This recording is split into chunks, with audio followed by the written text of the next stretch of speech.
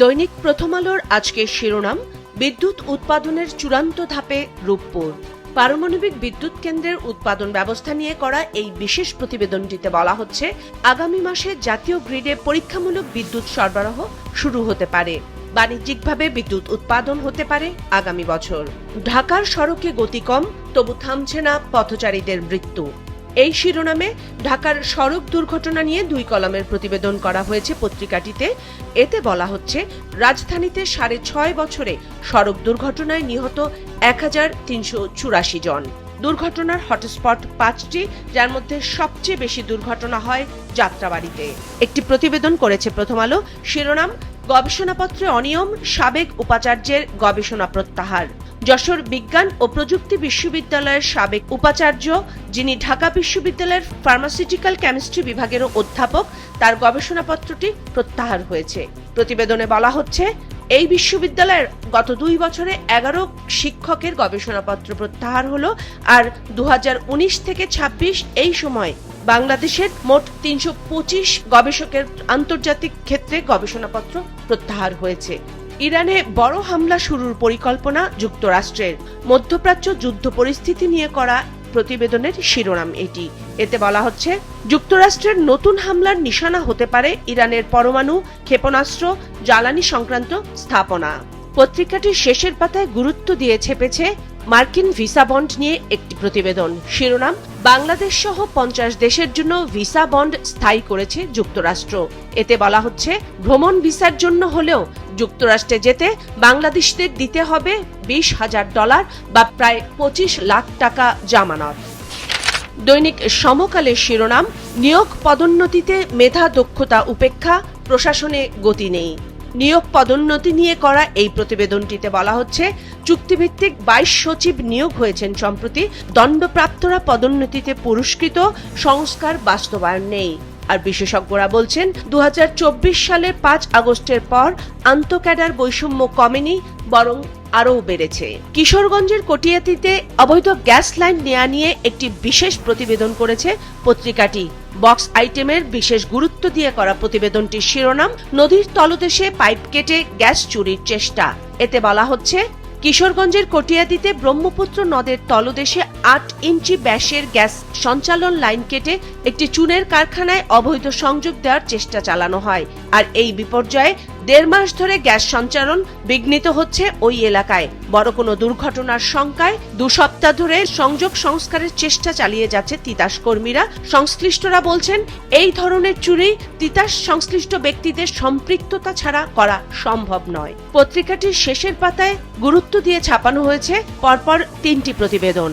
সবগুলোই নারী এবং শিশু নির্যাতন ও ভিডিও ভাইরাল হওয়া প্রসঙ্গ নিয়ে। গোপালগঞ্জের স্কুল মাঠে তরুণের সঙ্গে বেঁধে নির্যাতন, ছাত্রীর বিষপান, ভিডিও ভাইরাল হওয়ার পর বিষপান করে ছাত্রী।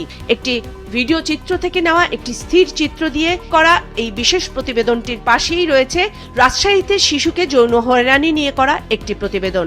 শিরোনাম, রাজশাহীতে শিশু যৌন হেনস্থা, জামায়াত নেতা গ্রেফতার। কালিয়াকৈরে ধর্ষণের চেষ্টাকারী যুবককে পিটুনি। এর পাশেই পানি সম্পদ প্রতিমন্ত্রীকে নিয়ে সামাজিক যোগাযোগ মাধ্যমে ভাইরাল ভিডিও হওয়া পঞ্চগড় শহরে এক মিছিল ও প্রতিবাদ সমাবেশের একটি প্রতিবেদন ছাপা হয়েছে। শিরোনাম, প্রতিমন্ত্রীর ভিডিও বিতর্ক, নারীর সংবাদ সম্মেলন, হিন্দু ধর্মাবলম্বীদের বিক্ষোভ। দৈনিক যুগান্তরের প্রধান প্রতিবেদন করা হয়েছে জুলাই গণ অভ্যুত্থান প্রসঙ্গ নিয়ে। শিরোনাম, বিশেষজ্ঞদের অভিমত, জুলাই হারলে হেরে যাবে বাংলাদেশ। শীর্ষ উদ্যোক্তাদের সঙ্গে মতবিনিময়ে প্রধানমন্ত্রী। সমন্বিত প্রচেষ্টায় অর্থনীতিতে ইতিবাচক পরিবর্তন সম্ভব। এই শিরোনামে প্রধানমন্ত্রীর সাথে দেশের শীর্ষ উদ্যোক্তাদের মতবিনিময় বৈঠকের একটি বিশেষ প্রতিবেদন ছাপা হয়েছে পত্রিকাটির প্রথম পাতায়।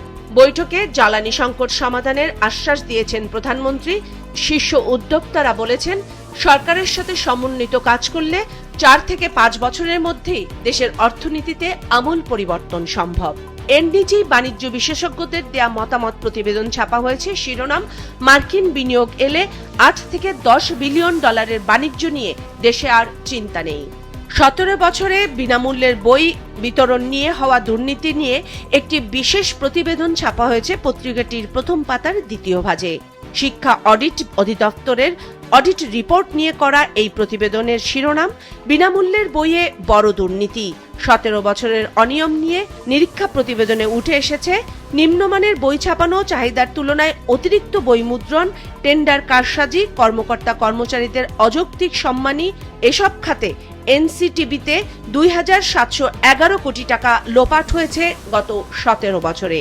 র্যাবের গোপন বন্দিশালায় 29 ছোট বড় কক্ষ দেখলেন বিচারপতিরা। এই শিরোনামে গত 17 বছরে চলা র্যাবের বন্দিশালার নির্যাতন নিয়ে একটি স্পট প্রতিবেদন করা হয়েছে পত্রিকাটিতে। পত্রিকার শেষের পাতায় গুরুত্ব দিয়ে ছাপানো হয়েছে গত কয়েকদিন ধরে ঢাকার বিভিন্ন স্থানে বোমা সদৃশ্য বস্তু বা এমন প্রেক্ষাপট সৃষ্টির ঘটনা নিয়ে করা একটি বিশেষ প্রতিবেদন। শিরোনাম ঢাকায় হঠাৎ বোমা রহস্য, নেপথ্যে কারা, সারা দেশে পুলিশের সতর্কতা জারি। বোমা নেই, কিন্তু বোমা সদৃশ্য বা বোমা অনুমান করা যায় এমন বস্তু রেখে ভীতি সৃষ্টির চেষ্টা করা হচ্ছে বলা হচ্ছে প্রতিবেদনটিতে। এর নেপথ্যে কারা তা তদন্তে নেমেছে পুলিশের গোয়েন্দারা।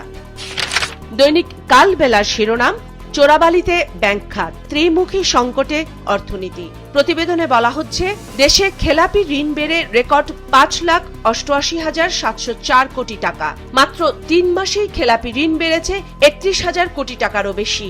সংকট সমাধানে 21 মহাপরিকল্পনা নিয়েছে কেন্দ্রীয় ব্যাংক। টাকা ফেরত না দিলে গুরুত্বপূর্ণ স্থাপনায় খেলাপির নাম ও ছবি টাঙানোর সিদ্ধান্ত। বিএনপির স্থায়ী কমিটির বৈঠক নিয়ে একটি 2 কলামের প্রতিবেদন ছাপা হয়েছে পত্রিকাটির প্রথম পাতায়। শিরোনাম স্থানীয় ভোট 5 ধাপে করতে চায় বিএনপি। এতে বলা হচ্ছে নির্বাচন শুরু হবে চলতি বছরের শেষ দিকে, শেষ হবে মার্চে। বৈঠকে সিদ্ধান্ত হয় রাষ্ট্রপতির নাম নির্ধারণ করবেন তারেক রহমান।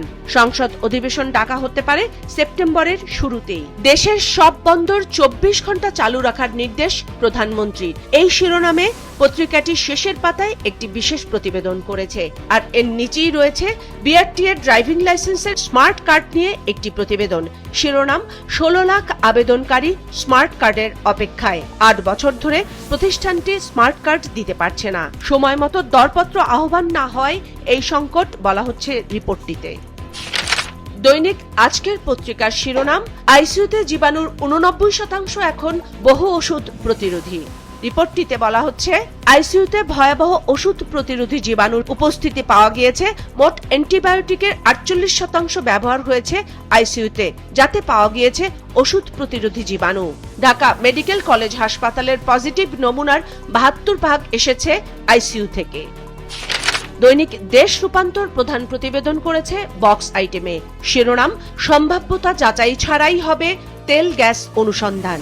বিশেষ গুরুত্ব দিয়ে বিস্ময় চিহ্ন যুক্ত করে করা এই প্রতিবেদনটিতে বলা হচ্ছে দ্রুততার স্বার্থে উল্লেখ করে জ্বালানি মন্ত্রীর ডিও লেটার। বিশেষজ্ঞরা বলছেন স্বচ্ছতার জন্য সম্ভাব্যতা জরিপ থাকতেই হবে।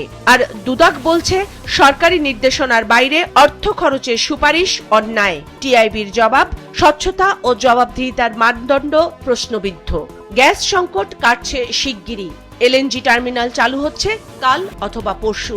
এই শিরোনামে 1 কলামের একটি প্রতিবেদন ছাপা হয়েছে ঠিক এর নিচেই। এতে বলা হচ্ছে আগামী 2-1 দিনের মধ্যে গ্যাস সংকট পরিস্থিতি স্বাভাবিক হতে শুরু করবে।